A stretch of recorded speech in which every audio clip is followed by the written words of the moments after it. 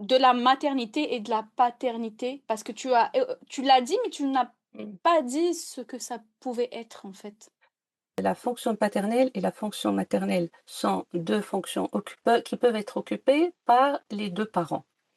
Ça veut dire lorsque, le papa est tout seul avec un bébé et qu'il s'occupe de le materner, de le nourrir, de lui donner du soin, ça c'est une fonction maternelle, mais qui peut être occupée à la fois par le père et par la mère. Mmh. Et puis la fonction paternelle qui est, celle de l'autorité, celle de poser les limites, elle peut être occupée et par l'un et par l'autre. Donc ce sont des fonctions qui sont structurantes pour l'enfant dans son développement, dans son identification. Coucou, moi c'est Leïla. Moi, c'est Linda. Vous êtes en train d'écouter le podcast Mères croisées. Ce podcast est né de ma rencontre avec Linda et avec beaucoup d'autres mamans d'ici et d'ailleurs. Des femmes venues d'horizons différents, avec leur culture d'origine, leurs histoires, leurs valeurs, leurs rêves et parfois même leurs blessures. Avec Leïla, nous sommes aussi deux mamans d'ici et d'ailleurs. Et nous avions envie de partager en toute sincérité nos histoires, qui résonnent avec les vôtres. Parce qu'on sait ce que signifie élever ses enfants loin de ses racines. Ici, nous faisons écho à la voix de ces mamans qui se croisent, se reconnaissent et se comprennent. Même si elles viennent de mondes différents, ces femmes partagent les mêmes défis. Les joies de la maternité, les doutes. Elles aspirent à s'enraciner ici, même si elles viennent d'ailleurs. On parlera de transmission, des réalités du quotidien et on s'interrogera sur la parentalité entre deux cultures. Sur ce qui crée des ponts entre ici et là-bas, entre héritage et nouveau départ. Ce podcast est pour celles qui se reconnaissent dans la complexité, la richesse et la beauté d'être parents d'ici et d'ailleurs. Avant de commencer, nous avons envie de vous dire, Vous n'êtes pas aussi seul que vous le pensez. parce que oui, même à des milliers de kilomètres, nous sommes nombreuses à se poser les mêmes questions. Alors, sans plus attendre, on démarre. Bonjour Leïla. Bonjour Linda. Bonjour les mères croisées. Bonjour les mères croisées. On va parler d'un sujet aujourd'hui qui a été demandé, qui a été évoqué lors d'un de nos lives sur Instagram, à savoir comment faire quand on n'est pas d'accord sur l'éducation. Comment faire quand la maman et le papa, on n'est pas d'accord sur comment on doit faire pour certaines choses, sur certaines décisions à prendre par rapport à l'éducation, quand on ne voit pas tout simplement l'éducation de la même manière. Donc ça peut concerner différents domaines de vie, hein, finalement. Mais en gros, voilà, la question c'est pourquoi on n'est pas d'accord. Pourtant, ça devrait être une évidence, qu'on devrait faire ci comme ça, qu'on devrait traiter le sujet, tel sujet comme ci. Bref, en tout cas, peut-être que je suis pas claire, Leïla, tu veux peut-être éclaircir les choses, mais voilà, Non, vas-y. si Ouais. tu es claire, beaucoup de mamans d'ici et d'ailleurs évoquent cette question de désaccord de désaccord éducatif dans le couple, c'est-à-dire entre les parents. Souvent, ils disent: «Moi, j'ai des règles, mais lorsque c'est mon mari, mon compagnon qui s'occupe de mon enfant ou même quelquefois mon ex-mari, eh bien, ça se Mhm, passe pas comme je veux».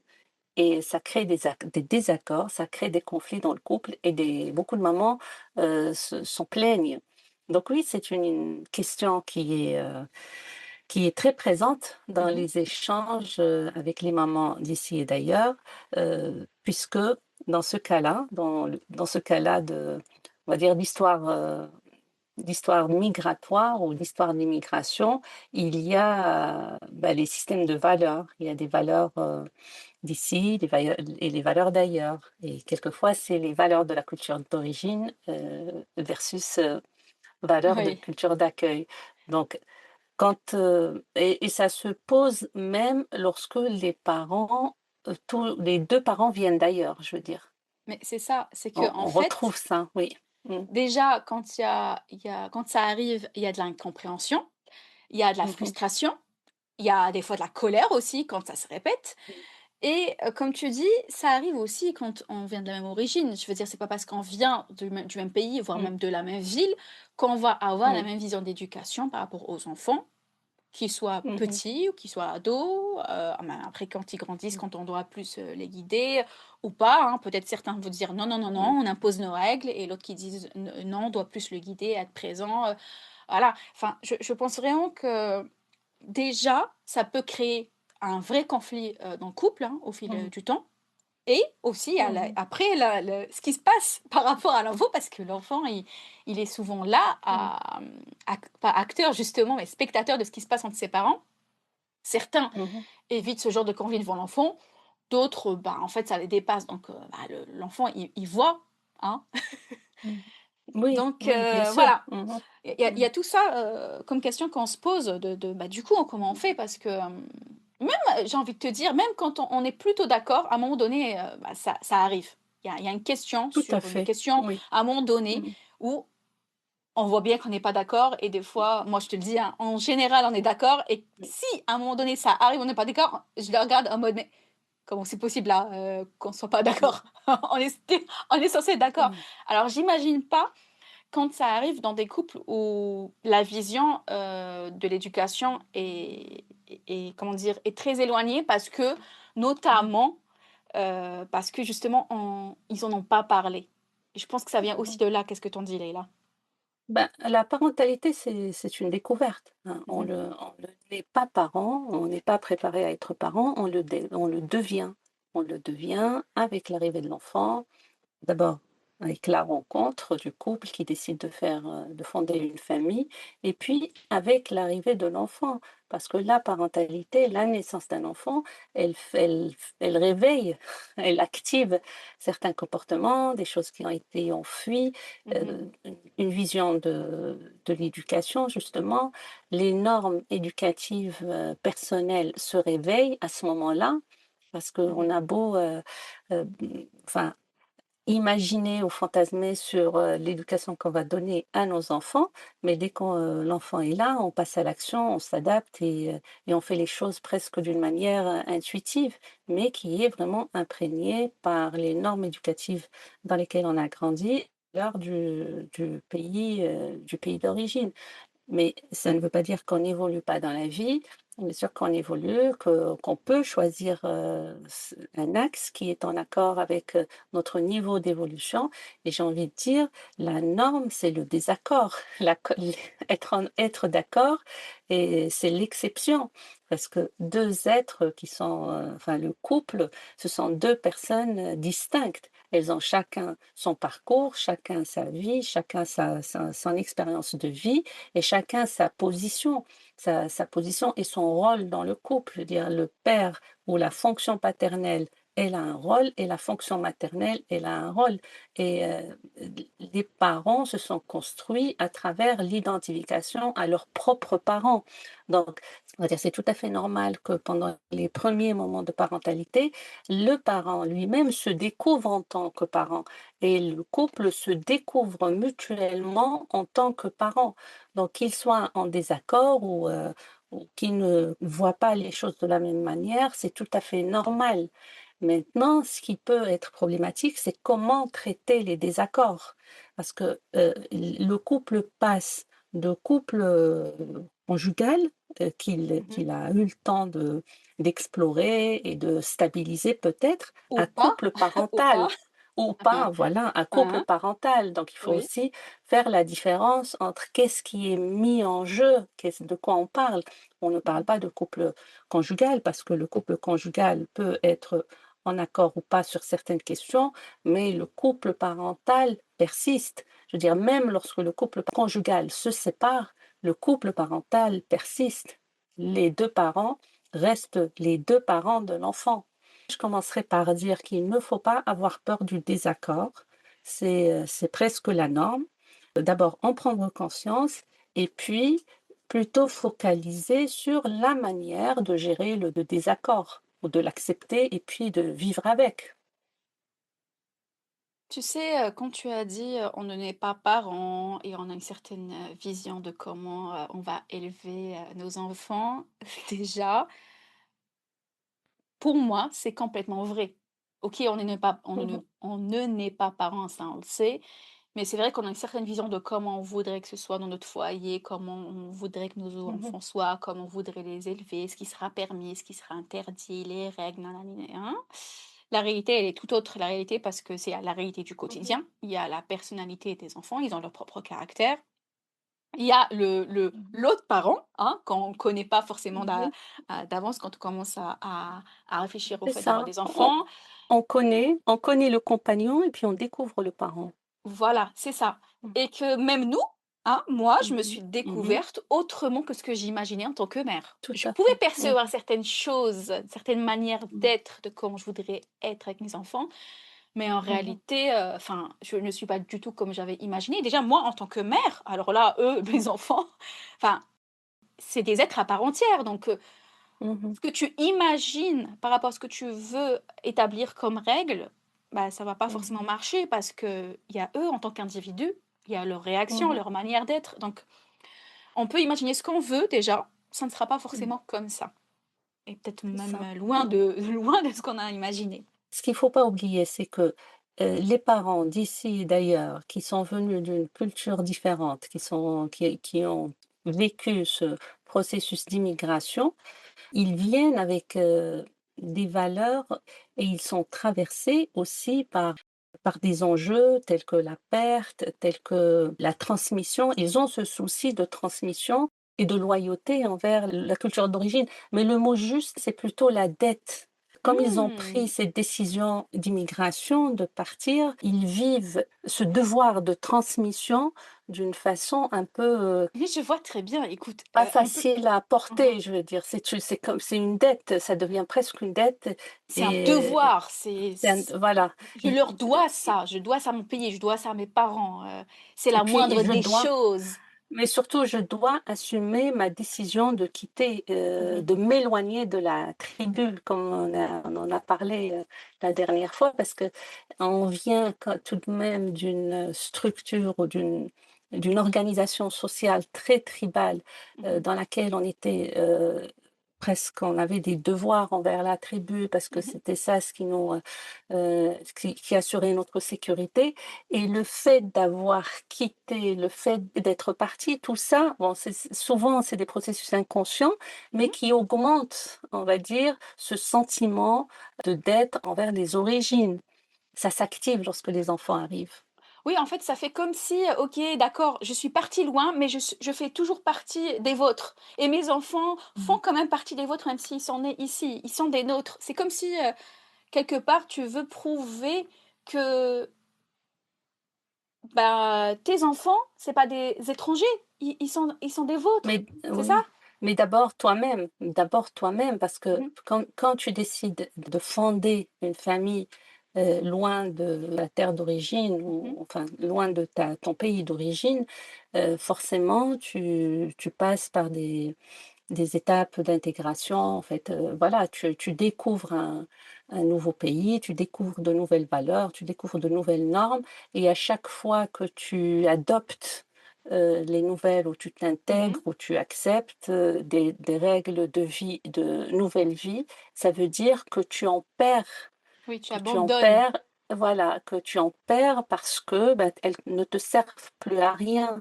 Et Mhm. que ça, c'est le processus d'adaptation de tout être humain.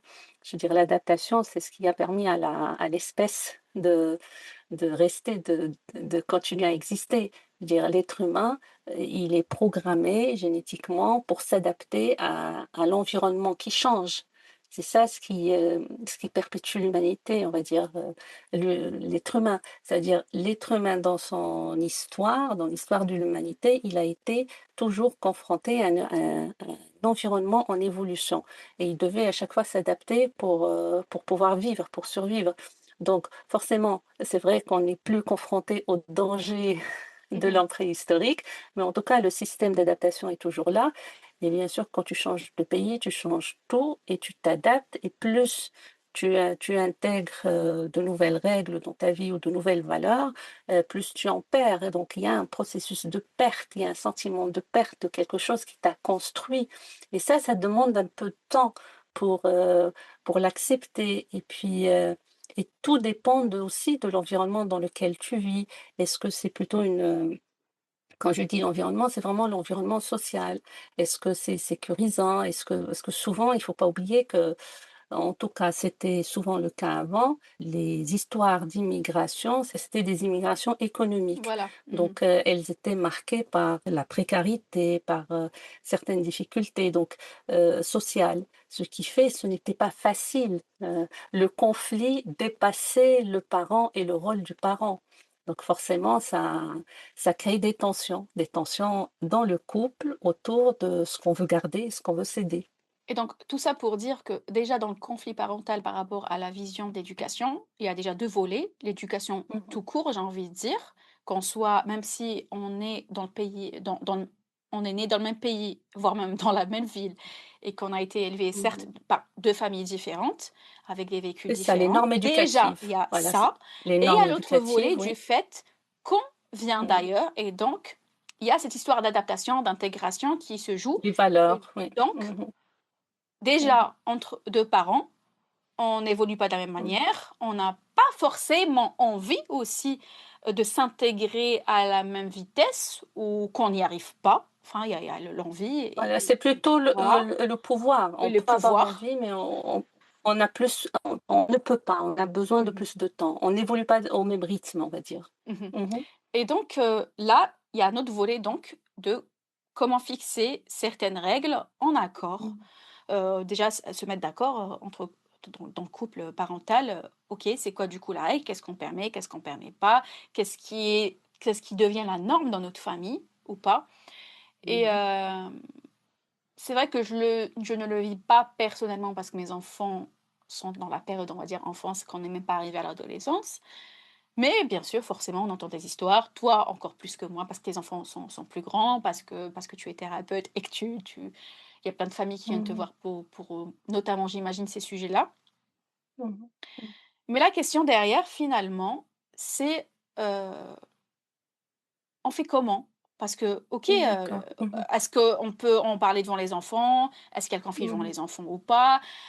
Qui a raison, qui a tort? Même si je Mmh. pense qu'on est d'accord, la question c'est pas qui a raison, qui a tort, mais, on fait Mmh. quoi? On suit qui? La maman, le papa? Mmh.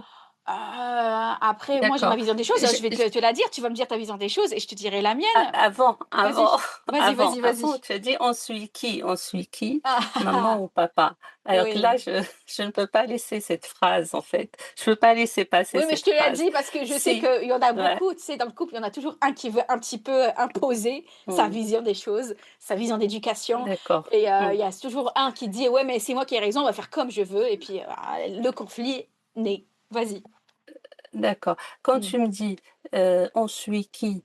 Maman ou papa, je suppose, «on», ça veut dire l'enfant, parce que c'est l'enfant qui pose la question. Alors moi, «Je quand je suis le dis, qui?» c'est, on se met d'accord à d'accord, partir OK. de qui, comme s'il y avait un qui Ça veut avait dire forcément ouais, raison et un qui avait mmh. forcément tort. Tout à fait. Oui. Ça veut dire que tu es en train de parler de Mmh mh. messages éducatifs contradictoires. C'est-à-dire que le message qui est donné ou qui est proposé à l'enfant, et ce sont des messages éducatifs contradictoires, papa ou maman. Lorsqu'on dit Mmh. c'est papa ou maman, c'est-à-dire l'enfant, on demande à l'enfant de choisir. On met l'enfant en situation de difficulté, de devoir choisir entre deux messages contradictoires. Et ça, c'est dangereux parce que ça crée de l'instabilité dans la fonction parentale. Ça, il est très important de prendre conscience de ça. Ça veut dire que ça veut dire que le conflit se déplace vers l'enfant et Tu ça, vois? il faut Mmh. mmh Pour moi, dans la mh. période enfance, c'est facile, heu, de faire en sorte que l'enfant ne voit pas trop le désaccord, tu vois? Je ne suis pas d'accord. Attends, c'est plus facile, je D'accord. corrige, c'est plus Mmh. facile par rapport à un ado ou un très jeune adulte parce Ah que, non. bah, il voit, il est conscient, il le voit direct que les parents, ils sont pas d'accord, tu vois?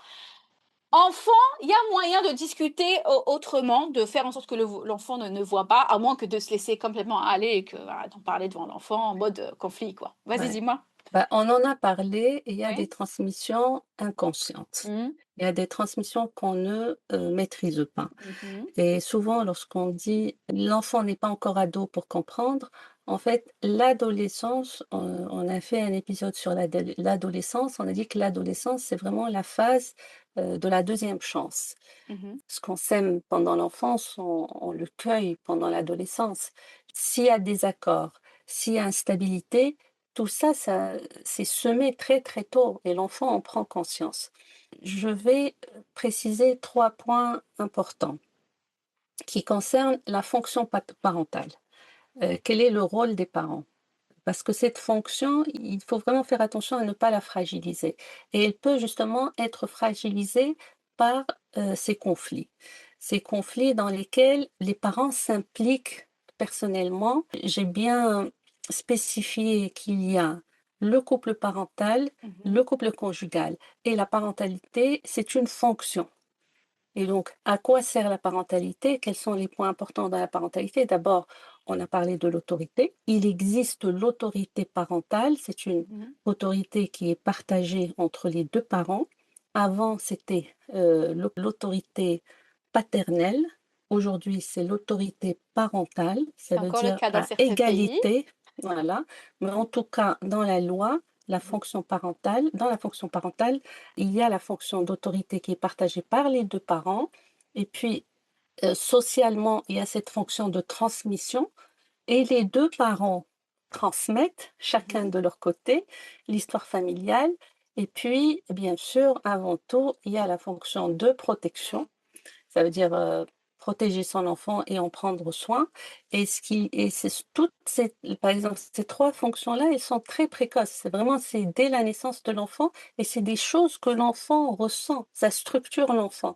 C'est-à-dire, si une de ces fonctions-là est disqualifiée ou fragilisée, même d'une façon implicite, ça se transmet à l'enfant. Si les parents passent leur temps à se battre sur cette autorité, c'est moi qui décide, c'est moi, eh ben, ça fragilise l'autorité, la fonction d'autorité. S'il croit chacun de son côté qu'il comprend mieux que l'autre, il est en train de disqualifier l'autre, Mhm. ça fragilise la Complètement. transmission, ça fragilise l'identification. Et la même chose, si on crée des tensions comme ça tout le temps, et on met l'enfant au milieu, ça déstabilise justement cette fonction de protection, c'est-à-dire il n'y aura pas de sécurité. Mhm. Et donc il faut vraiment être conscient que le parent, il occupe une fonction. Je veux dire, ce n'est pas juste, l'enfant n'appartient pas à son parent, Et puis à ses j'imagine parents. le pauvre enfant, il doit se dire, il se dispute à cause de moi. Mais bien sûr, parce que ça crée, parce que ce conflit tel que Mhm. tu le décris et qui est vraiment vécu dans plusieurs familles, c'est un conflit de pouvoir et Mhm. c'est grave parce Mhm. que ça, c'est la guerre des égos, comme on Mhm. dit.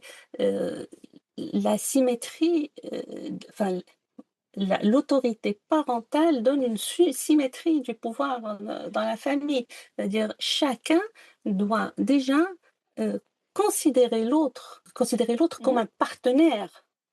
Et ce n'est pas qui a raison. Bien sûr, on peut ne pas être d'accord, mais accepter le désaccord et mettre en place, en tout cas voir un peu plus loin, c'est-à-dire quelle est la finalité, en fin de compte, de tout le processus de parentalité. C'est que d'accompagner l'enfant pour qu'il devienne autonome et responsable. Et donc, les égos des parents n'ont rien à voir là-dedans. C'est l'intérêt, encore une fois, c'est l'intérêt de l'enfant. Tu sais, déjà avant hein, que j'oublie, il y a l'autorité, tu me Mhm. rappelles, il y a l'autorité, la sécurité, c'était quoi le troisième? La transmission. Voilà, merci. C'est juste Mhm. c'était pour résumer et s'en rappeler. Mhm. Tu sais, quand on parle de guerre des égos et tout, moi j'ai l'impression que quand il y a conflit, déjà j'imagine qu'il y a, je vois deux possibilités. Il y a le conflit de un qui est plutôt laxiste, en tout cas par rapport à la vision de l'autre Mhm. parent. Imaginons, hein, c'est souvent on va Mhm. dire comme ça, Mhm. Bah, déjà, la laxiste, maman, c'est elle un est, jugement. oui, voilà, Ok. déjà. C'est Mhm. pour ça que je te dis par Mhm. rapport à la vision de la maman. Supposons que Mhm. c'est la maman, elle veut être stricte par rapport à une certaine règle et elle trouve que le Mhm. papa est laxiste. Tu vois? Mhm. Ça, Mhm. Et il y a l'autre côté où on veut définir une certaine règle et on n'est pas du Mmh. tout d'accord. Il n'y a pas Mmh. la vision, le jugement laxiste, mais c'est juste qu'ils ne sont pas d'accord. Dans le cas où ils ne sont pas tous les deux d'accord, il y a une certaine Mmh. guerre des égaux, comme tu le dis. Et dans le Mmh. cas où, genre, on va dire la maman, elle veut être en mode strict et le papa est Mmh. plutôt laxiste. Et j'ai l'impression que c'est l'ego de la maman là qui se réveille Mmh. euh, non, non, non, non, on doit imposer mon truc parce que là, tu es laxiste et que c'est important pour notre enfant, pour l'éducation de notre enfant, etc. Et je ne vois pas pourquoi c'est pas évident pour toi, etc. Et quand tu dis, Mmh. l'objectif, c'est comme d'en faire un adulte responsable et tout, Mmh. et autonome, et je pense que c'est là où ça, c'est pas que ça pose problème, mais c'est là où Mmh. ils sont pas d'accord. C'est que pour la maman, pour qu'il soit responsable et autonome, va falloir qu'il respecte cette règle pour qu'il comprenne l'enfant. Mmh. Et pour le papa, bah, en fait, c'est pas important. Je vois pas en quoi ça. Typiquement, par Mmh. exemple, les écrans, allez, Mmh. les écrans, ou qu'il aille jouer avec des amis. Mais on va parler déjà d'un truc assez simple et Mmh. très commun. Les écrans, alors, c'est pas à cause de ça qu'il va devenir un adulte pas responsable et pas Mmh. autonome. Et alors oui, à la guerre des égaux, mais déjà, je pense que sur la finalité même, ils ne voient pas les Mmh. choses de la même manière. Donc forcément, pour se mettre d'accord, pour voilà, fixer une règle Mmh. commune, et sans que ce soit la guerre, on va dire, Mmh. bah, il faut qu'ils soient chacun, on va dire, un minimum convaincus sur cette finalité. Oui, convaincu, mais surtout qu'il ne soit pas rigide. Dans Mhm, la parentalité, il faut être flexible, il faut arriver à se mettre à la place de l'autre et il faut faire confiance à l'autre. Ça veut dire que quand je dis qu'il ne faut pas hiérarchiser, quand je parle d'autorité parentale commune, ça veut dire qu'ils sont au même niveau. Il ne faut mhm, pas que l'un des parents considère qu'il comprend mieux que l'autre ou qu'il veut le bien de son enfant mieux que l'autre. Ça commence déjà par là, faire oui. confiance à l'adulte qui est en face de toi. Il faut pas infantiliser. Souvent, dans les conflits, Mhm, il y a cette infantilisation du parent, ou du conjoint. Dire on a l'impression que la maman éduque 2 enfants et quelquefois on a l'impression que le papa a l'autorité sur 2 enfants. Donc non, quand je dis 2 enfants, c'est-à-dire on a souvent l'impression que la maman est en train d'éduquer son enfant et son mari. mhm, Et on a l'impression quelquefois que le papa, il est en train d'exercer de l'autorité et sur, son enfant et sur sa femme. Et donc non, déjà dès le début, il faut qu'il y ait une symétrie de pouvoir enfin, en tout cas d'autorité parentale. Et ça ne change pas, le fait qu'ils peuvent être en désaccord, mais sans les opposer. C'est ça ce que je veux dire, c'est, qu'il y ait parce que les parents ont chacun un rôle. Il y a la fonction ah bah vas-y, c'est maternelle, ça. la Vas-y, parle-nous fonction de ça. paternelle et ce qu'il y a, c'est qu'il faut pas hiérarchiser ces rôles. Ah, Et il ne si. faut pas non plus Détail, les détail. opposer. Voilà, il faut pas les opposer, il faut pas les moraliser dans le sens où, ben, moi je sais, toi tu ne sais pas, ou moi je considère que ça c'est mieux, toi enfin, il faut pas qu'on rentre comme ça dans les attaques et dans les conflits. Il faut d'abord le respect. Le respect est la base de toute relation humaine. Ce que tu as décrit, c'est une difficulté d'adaptation chez le parent. C'est la rigidité, c'est comme ça et moi je sais, mieux que toi. Et ça, un rapport, entre les parents, ça ne devrait pas être comme ça parce qu'il ne s'agit pas d'eux, il s'agit de l'enfant. Leïla. Je vais te Mmh. donner un autre exemple, pour en discuter après, comme ça tu l'auras quand même en tête. Tu vois, il y a par exemple Mmh. l'histoire des écrans, donc ça c'est le pôle où c'est la vision éducative, tout court, peu importe d'où on vient. Et par exemple là, par rapport à l'intégration, à la différence culturelle, il y Mmh. a un parent, tiens, où te dit, «Mon enfant, mon fils, ma fille a 16 ans, elle a le Mmh. droit de sortir, voir ses amis, droit de Mmh. faire ses soirées», et l'autre parent qui dit: «Ben non, en fait, c'est hors de question, nous, on n'est pas comme Mmh. ça, c'est pas ma manière de voir les choses, il est hors de question que ma fille, mon fils sortent à cette heure-là», et cetera. Donc ça, c'est un autre exemple pour faire Mmh. juste comme un exemple, D'accord, de l'autre d'accord. partie. Mmh. Tu veux en parler Mmh. tout de suite? Oui, Et oui, non, ce mais que je veux dire, avant, je je voulais quand comprends. même que Mmh. tu Mmh. précises, la fonction, de la maternité et de la paternité, parce que tu l'as dit, mais tu n'as Mmh. pas dit ce que ça pouvait être, en fait. La fonction paternelle et la fonction maternelle sont 2 fonctions qui peuvent être occupées par les 2 parents. Ça veut dire lorsque le papa est tout seul avec un bébé et qu'il s'occupe de le materner, de le nourrir, de lui donner du soin, ça c'est une fonction maternelle, mais qui peut être occupée à la fois par le père et par la mère. Mhm. Et puis la fonction paternelle qui est celle de l'autorité, celle de poser les limites, elle peut être occupée et par l'un et par l'autre. Donc ce sont des fonctions qui sont structurantes pour l'enfant dans son développement, dans son identification. Donc, il y a cette fonction maternelle et cette fonction paternelle, mais qui peuvent, certaines situations, parce que lorsque la maman n'est pas là, c'est le Mhm. papa qui occupe cette fonction, mais que ce soit clair dans la tête de l'enfant. Elles ne sont Mhm. pas en opposition, elles sont complémentaires et le parent, le père ou Oui. la mère, parce qu'avant ces fonctions-là étaient rigides. Aujourd'hui, elles ne sont pas rigides, mais il faut qu'elles Mhm. soient distinctes, surtout chez les parents qui sont seuls et qui élèvent leurs enfants seuls. Il faut qu'ils soient conscients qu'ils occupent 2 fonctions et qu'ils font des allers-retours entre les 2 fonctions. Donc Et ça, donc la c'est fonction maternelle, c'est le fait, de materner, de nourrir, de faire du soin et la fonction paternelle, c'est celle qui cadre, c'est ça? oui et c'est structurant vraiment, on c'est Mhm. pas, ce ne sont pas c'est pas, parce qu'il y a le rôle et la fonction sont 2 choses Mhm. différentes, mais en tout cas, là, on parle de structuration et d'identification de l'enfant. C'est structurant pour le développement de l'enfant. Il faut que ces fonctions-là ne rentrent pas en opposition. Ça veut dire, il ne faut pas que les 2 parents, qu'il y en a un qui disqualifie. Il ne faut pas qu'il y ait, un Qui parent qui disqualifie l'autre par rapport à sa fonction, à la fonction qu'il occupe, ou à une fonction bien précise.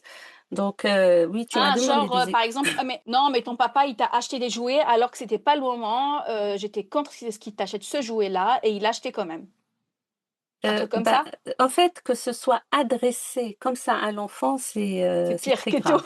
Oui, parce Tu que dit je quoi? te dis ouais, oui, oui, j'ai dit: «C'est très grave» quand ce Oui. soit adressé à Mmh. l'enfant de cette manière-là.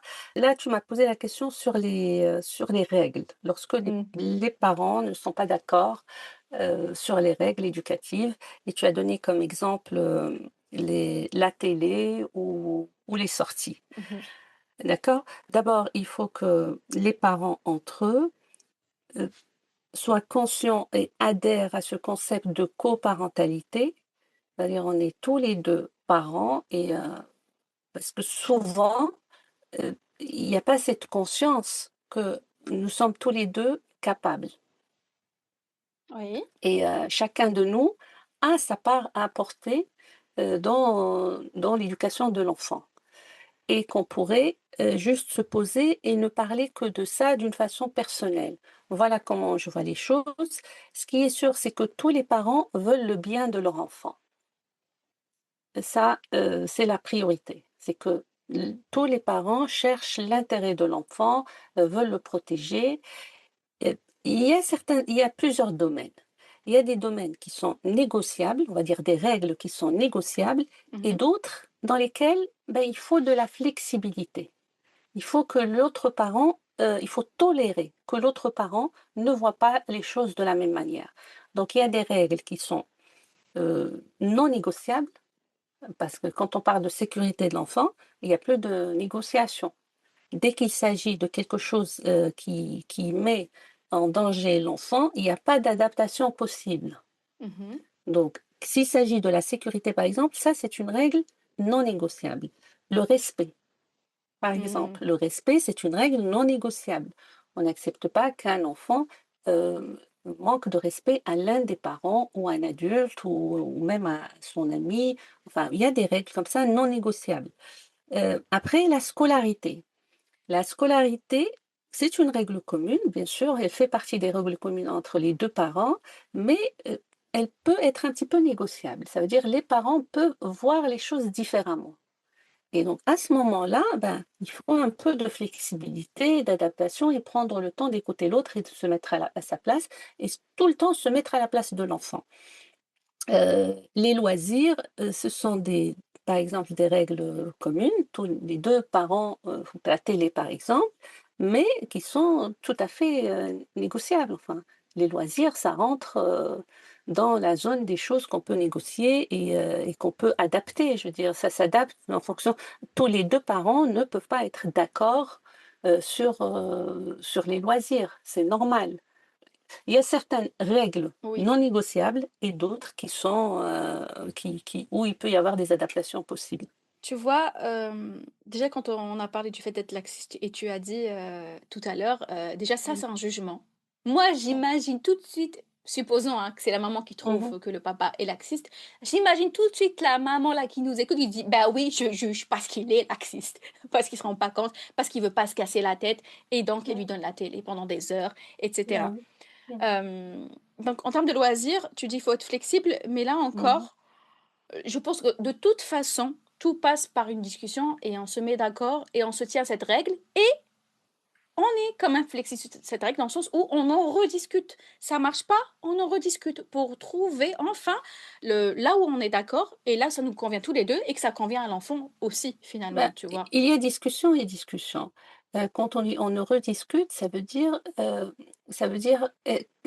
quel est l'objectif de la discussion? Est-ce que c'est de convaincre l'autre de mon avis ou est-ce Moi, c'est que plus parce la que tu vois discussion ce qu'on a mis en place, ça ne marche pas là. Va falloir trouver une autre solution parce que ça ne marche d'accord. pas. Voilà. OK, ou est-ce que ça me permet de savoir, de mettre à la place de l'autre et de l'entendre, de l'écouter et de comprendre son point de vue pour réviser ma ma décision ou ma croyance? Bah, de toute façon, pour Mmh moi, hein, à partir du mh. Mmh. moment où l'un se sent mal à l'aise, que non, ça Mmh. ne le convient pas du tout, pourquoi on n'écouterait pas? Enfin, je veux dire, on en Mmh. rediscute, on écoute. Voilà. Donc, oui, donc l'objectif de la discussion, c'est qu'on arrive à établir un cadre éducatif qui soit clair et qui soit facilement lisible pour l'enfant. C'est ça, qu'on Donc soit ça clair s entre nous pour pouvoir le dire voilà. clairement aux enfants. En tout cas, juste, moi je dis, qu'on n'a même pas besoin de dire aux enfants, dès que le couple est clair sur, Mmh. les choses, qui sont importantes et les choses qui Mmh. sont non négociables et les choses Mmh. dans lesquelles on peut s'adapter. Dès que c'est déjà clair pour le couple, ça facilite, les rapports dans la famille, je veux Mmh. dire.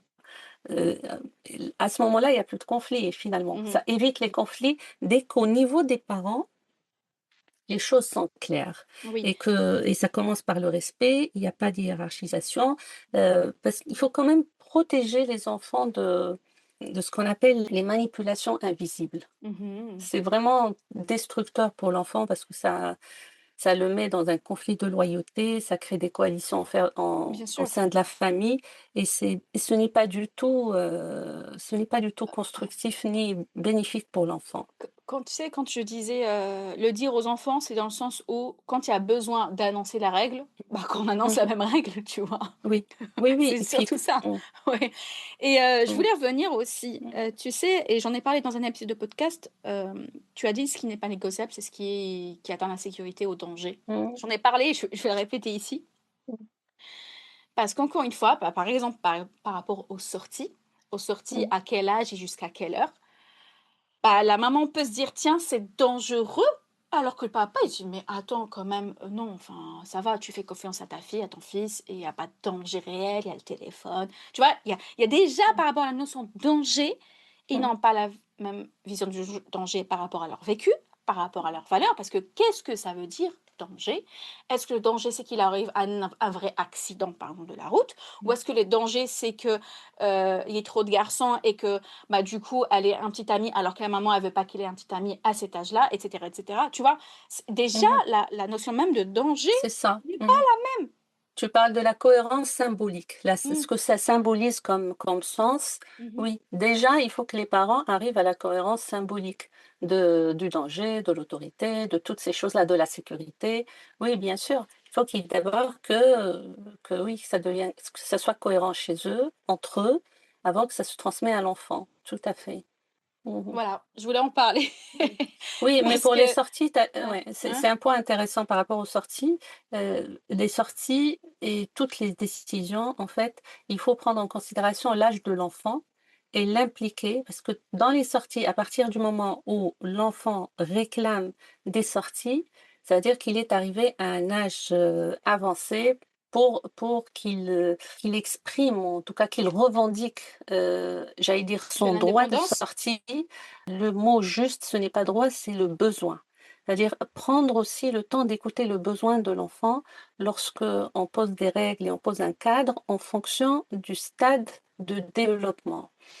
Il faut toujours se mettre à la place de l'enfant et être à l'écoute de ce qu'il exprime comme besoin. Si l'enfant est dans un stade, par exemple, l'adolescence, c'est le stade de la socialisation par excellence, on va dire. C'est à Mm. ce moment-là où l'enfant investit l'extérieur, les amis, son image, son image du corps, son image sociale. Tout ça, ça compte et c'est structurant pour lui. Il est dans une phase où il a ce besoin-là. Il faut l'écouter, ce besoin-là. C'est pas juste, voilà, nous sommes les parents et on pose les règles qui partent de nos peurs. De Moi, notre vision, tout court. j'ai presque, Mm. j'ai envie que les parents laissent la peur de côté. Laissent la peur de côté et, et, et privilégient la responsabilité.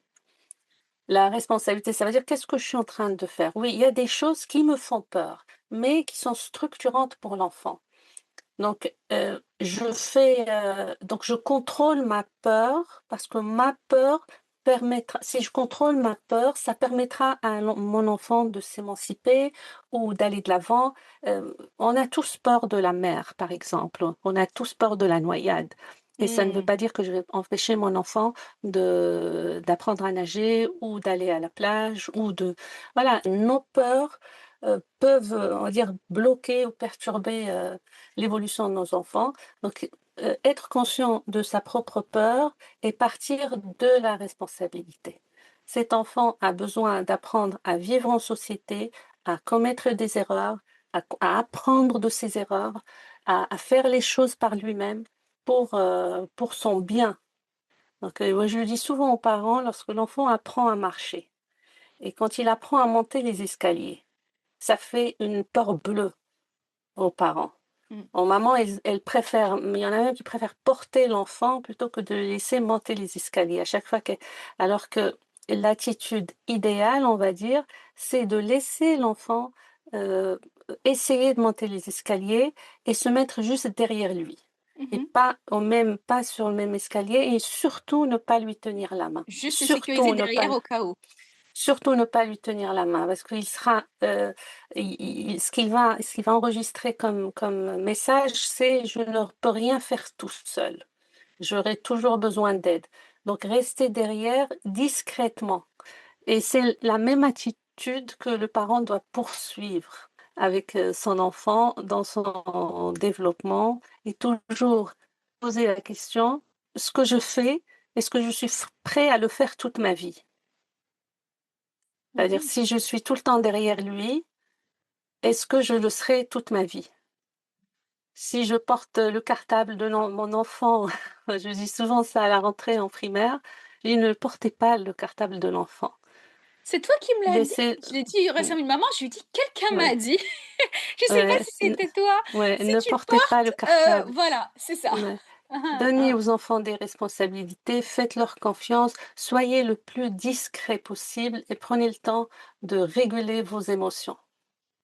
Oui, nos émotions, nos craintes, et puis ça passe toujours quelque part par de la communication, par le fait d'essayer en tout cas d'être proche, de discuter, en tout cas de laisser libre l'enfant nous raconter ce qu'il a envie de nous raconter, plutôt que de le chercher à le priver de tout, de vouloir à ce qu'il soit exemplaire, de lui faire comprendre qu'il n'a pas le droit à l'erreur. Moi, personnellement, j'avais ce sentiment quand j'étais plus jeune que je n'avais pas le droit à l'erreur, tu vois. Et c'est un point, hein. C'est un poids en Mm. fait à porter. Mm. Oui, c'est un poids à porter. Et l'enfant n'a pas besoin de parents identiques, il a juste besoin de parents cohérents et qui ne soient pas tout le temps opposés. Parce que s'ils sont tout le temps dans l'opposition, l'enfant est au milieu. Et c'est pas du tout bénéfique pour l'enfant parce que il faut qu'il choisisse, c'est les coalitions au sein de la famille, il faut qu'il choisisse l'un ou l'autre et c'est trop demander à un enfant. Donc l'enfant n'a pas besoin de parents identiques. Non, pas du tout. Mais de parents juste cohérents et authentiques et surtout, pas en opposition continue. Je veux parler de choses, j'espère que je vais pas Mmh. oublier, par rapport au schéma un peu que je vois, avec que j'ai en tête parce que voilà, j'ai eu des discussions avec des copines. Un où déjà, il y a l'aspect où il y a beaucoup de mamans, peut-être moins maintenant, mais quand même, il y en a encore, qui prennent quasiment tout en charge au foyer, y compris l'éducation des enfants, mais vraiment en termes comment tu as dit là, la fonction paternelle et Mmh. maternelle. Et donc, c'est trop pour elles, elles n'en peuvent plus, mais en Oui. même temps, pour elles, elles n'ont pas le choix. Et donc, il y a aussi des fois, elles se mettent cette pression en mode: «De toute Mmh. façon, c'est moi qui fais tout, autant que je décide Mmh. pour le reste, pour les règles, pour tout», tu Mais vois? en général, elle disqualifie l'autre. Une maman Mmh, qui fait tout ça, inconsciemment, elle est en train de disqualifier l'autre parent et de dire qu'il n'est pas capable, qu'il n'est pas à la hauteur. Et le message qui est envoyé à l'enfant, c'est ben, ton autre parent n'est pas à la hauteur. Donc, à qui va-t-il s'identifier? je vois ce que tu veux Mm. dire, mais moi, je le vois en tout cas comme un le papa, il est pas disqualifié, il est juste là en mode: «Super, elle prend tout en charge, j'ai plus trop à me casser la tête, je suis là juste au cas où ça dégénère complètement, je suis quand même là», tu vois? Non, pas du tout, parce que l'enfant a besoin de ce qu'on appelle dans le développement de l'enfant de la triangulation. Mmh. C'est-à-dire, il faut qu'il ait une maman, un papa, ou en tout cas deux personnes qui occupent Mmh. cette fonction, c'est-à-dire deux personnes distinctes, et puis lui. Et ce qui est dangereux, c'est les relations dualistes. C'est les relations où ils sont que 2, qu'il y a que la maman qui, Qui gère. qui prend qui occupe toutes les 2 fonctions, l'enfant est juste en face de la mère et c'est déstructurant pour l'enfant parce que ça fait rentrer la relation dans une dualité. La présence de l'autre parent crée toujours, la triangulation. Lorsqu'on est 3 dans la relation, c'est pas la même chose que lorsqu'on est que 2, parce qu'il y a trop de rivalité, trop de tension Mmh. lorsqu'on rentre dans une dualité. Alors l'enfant a besoin toujours d'une triangulation. Mmh. Toujours, c'est quand même lorsque le papa n'est pas là, pour, plein de raisons, il faut toujours une personne, un grand-père, un oncle, quelqu'un qui est au même niveau d'autorité, que la maman et qui introduit cette triangulation. Elle est très, très importante pour le développement de l'enfant et pour sa stabilité. Oui, elle est très, très importante. Il faut Mmh. pas se leurrer et croire que lorsque l'enfant est petit, ben, il y a que la maman qui compte. Parce que moi, j'ai déjà entendu ça, de Oui. la bouche de maman qui m'ont dit: «Mais de toute façon, jusqu'à l'âge de 3 ans, l'enfant n'a pas du tout besoin de son père, il n'a besoin que de sa mère».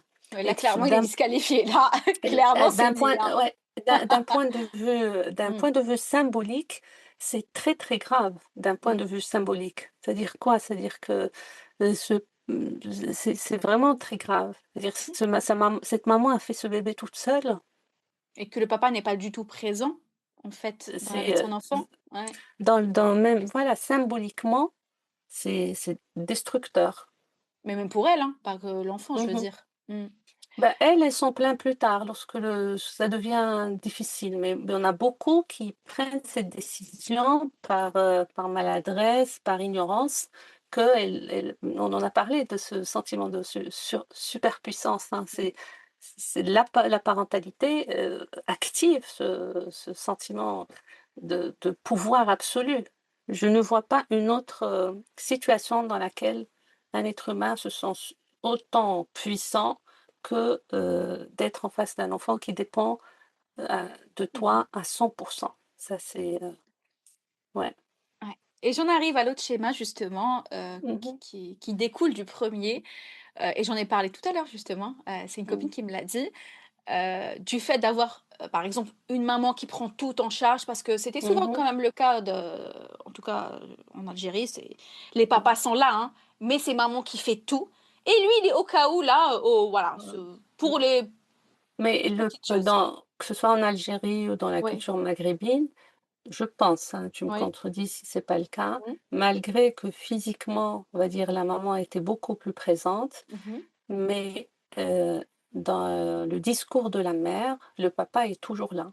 il a son On entend, autorité, elle est voilà, il incontestable. est présent, Mais c'est il elle est qui rabâche, présent, tu vois? C'est elle qui rabâche, qui dit, qui voilà. nanananananana, tu vois? Mais dans son discours, c'est attention, je vais le dire à ton père, Ah attention, oui! ton père va Ouais, arriver, d'accord? Donc il y a quand même genre si cette ça présence arrive au stade du symbolique. père, ah c'est pire, tu Voilà. vois? Donc il n'est pas que présent, il est Mmh. super présent dans le Mmh. discours de sa Mmh. femme, pardon. Mmh. Mais je le dis dans le sens où c'est elle, bah, que quand il s'agissait d'engueuler, c'est elle qui engueulait, que ce soit pour les Mhm. devoirs, pour l'éducation générale, pour plein de choses et la copine tout à l'heure, elle me dit, «Maintenant, je me dis: «On dirait que je deviens comme ma mère et Mhm. je deviens comme ma mère et je veux pas». Alors je dis à mon mari: «Mais engueule-le un peu toi, il y a pas que moi qui lui Ah dis les oui, choses», tu vois? elle veut éduquer le fils et le Non, père. mais dans le sens où, bah, du coup, quand il y a des papas un peu, on va dire un peu calmes, je vais pas en arriver à dire Mhm. laxistes, Mhm. maintenant il y a des mamans qui disent: «Eh beh, sois un peu plus présent» et si pour les papas qui se Permissif, rendent pas tu veux compte, dire? Mm. sois Il y a un des peu plus, papas qui sont plus j'ai pas envie d'être là tout le temps à cadrer. Eh oh, sois là à cadrer, tu ok. vois? Mais c'est ça, en fait, c'est ce que j'ai dit tout à l'heure. Aujourd'hui, nous avons des mamans qui veulent éduquer leur mari, le papa. Avant, on avait des papas qui voulaient éduquer leur femme. En fait, Mmh. on avait des maris qui demandaient à la mère de se comporter de telle ou de telle façon. C'était eux qui Ça. décidaient. Et donc, on a l'impression que aujourd'hui, les mamans prennent la revanche. Ils disent: «Non, moi je ne serai pas comme ma mère, c'est moi qui» voilà, c'est Mmh. inconscient, c'est des choses, heu, Ouais. pouvoir, les décisions dans la famille, entre le couple, doivent être symétriques. C'est pour ça, j'ai dit tout à l'heure, le conseil que je donne, aux parents, c'est prenez le temps de réguler vos émotions et posez-vous la question: qu'est-ce que l'enfant craint? Est-ce que sa sécurité est en danger? Est-ce que mon mari encourage mon enfant à être malpoli, à manquer de respect à sa grand-mère? Les valeurs du vivre ensemble, les valeurs fondamentales, la sécurité, il y a des choses qui sont non négociables. Après, que l'un dans le couple soit plus agité que l'autre ou l'un soit plus calme que l'autre, ça rentre dans la case du respect. Respecter l'autre dans sa façon d'être. Mmh. Un couple ne voit pas les choses de la même façon. Et tant mieux, et c'est bénéfique pour l'enfant. Ça veut dire si c'est accepté par le couple, si c'est clair, si c'est discuté de façon, si c'est le couple arrive à se mettre d'accord dans le fait d'accepter leurs différences, mais d'être d'accord pour les choses qui sont dans l'intérêt de l'enfant et qui sont importantes et non négociables, si on arrive juste à se poser et à être d'accord sur les choses non négociables, à ce moment-là, on crée ce qu'on appelle une diversité éducative dans la vie de l'enfant qui peut devenir vraiment un facteur de richesse développementale. Ça veut dire qu'elle va vraiment lui permettre d'accepter la pluralité des normes dans la famille et dans la société, d'apprendre à être flexible dans les relations, c'est-à-dire les autres ne doivent pas tous correspondre à mes attentes et j'apprends à devenir flexible, à me mettre à la place de l'autre, je tolère les conflits, ça renforce sa capacité d'adaptation. Donc ça enrichit tout simplement ses compétences sociales, hein. Cette Mmh. expérience, s'il vit Ça lui donne ça un entre socle, ses oui. parents, mais bien sûr, ça lui donne un socle, il apprend qu'il est important de se respecter. Enfin, les enfants sont intelligents, ils différencient très bien les rôles, quand elles sont claires. Quand, Ah oui? on voit très bien un enfant lorsque il est traversé par, on va dire par des histoires émotionnelles, lorsqu'il est fâché avec, un ami très cher ou lorsqu'il est amoureux ou lorsqu'il est blessé parce que la maîtresse lui a dit telle ou telle phrase, c'est vers sa maman qu'il va venir se confier. Ou en tout cas, vers sa maman, vers la personne qui occupe La cette fonction fonction mmh. maternelle ou maternante, c'est-à-dire il viendra chercher cette sécurité affective, à côté chez elle. Et lorsqu'il y a des enjeux d'ordre, j'ai envie d'être le premier de la classe, j'ai réussi ceci, Mmh. j'ai eu ce compliment, c'est vers son père, c'est vers celui qui occupe la fonction paternelle qui va se diriger parce qu'il cherche cette fierté. c'est parce que le père ou la personne qui occupe la fonction paternelle, elle est là pour tirer l'enfant vers le haut. Ça veut dire que c'est un idéal. On appelle ça en psychologie, c'est un idéal du moi. C'est-à-dire, c'est quelque chose vers laquelle l'enfant tend. Il l'encourage.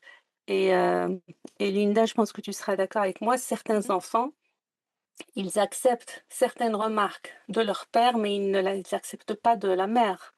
Toutes les remarques qui touchent à leur confiance en eux, Oui. parce que c'est pas évident que la personne vers qui on va aller pour se montrer faible, parce que la maman ou la fonction maternelle, c'est quoi? C'est la fonction qui accueille notre fragilité.